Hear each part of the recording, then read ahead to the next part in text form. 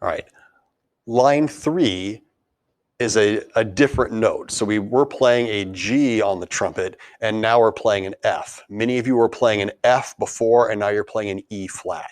Now, if you need a refresher on what the fingering is, no matter what instrument you play, right here, there'll be a diagram that shows you the fingering that you need to use. You could also look at the Our First Notes page that I shared with you in your virtual music folder. Let's practice playing this long sound together. I can see that my G was on this line of the staff and the F is on the space below that. So I know that this note, whether it's an F or an E flat, is going to be lower than the note that we played in line 2. It should sound like this. I'll play it in trombone.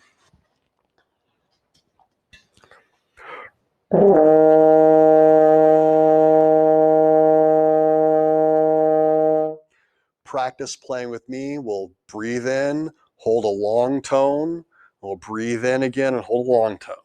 And breathe. Breathe.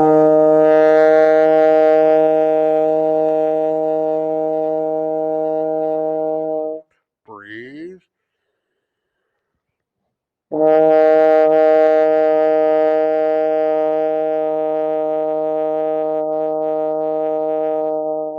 Breathe.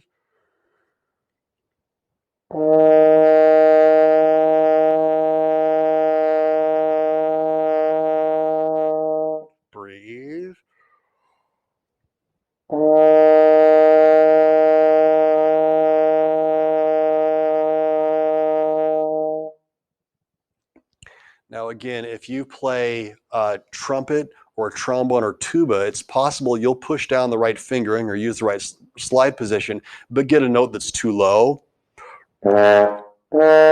There's different notes the trombone can play and the trumpet can play with the same fingering. Be careful that you're making the high sound that I just played. If your instrument sounds really super low, you need to make sure that your lips are firm and that the airstream is fast and intense so that you don't get that low sound. Let's look at line 4. 2 is a team. Now, in line 4, we have 2 different notes. We have the F for the trumpets, the F and the G. So the note that I learned in line 3 and the note that I learned in line 1. So it might be an F and a G for the trumpets. It might be an E flat and an F for the flutes. Your instrument might be different. Make sure that you're reading what notes it says here. On this page, if you're unsure, of course, you can always look at the letter that's printed in the middle of the note. I know these are Fs because they say they're Fs. I know these are Gs because they say they're Gs. More importantly, I know these are Fs because they're in the bottom space of the staff. And I know these are Gs because they're on the second line of the staff. Just like we had to do up on line 2, we're keeping a steady beat with our foot. We're playing 4 the first note, we rest for 4 counts, and then we're playing 4 the second note, and then we rest for 4 counts, and then we're going to go back and we're going to do it again. So it'll be over and over and over again between that F and that G, or that E flat and that F, all depending on your instrument. Here we go.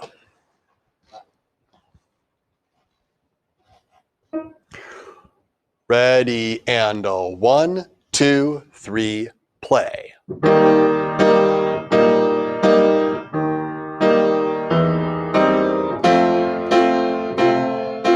Rest, 2, 3, 4.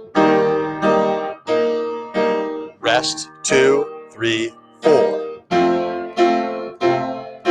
Rest, 2, 3, 4. Rest, 2, 3, 4. Rest.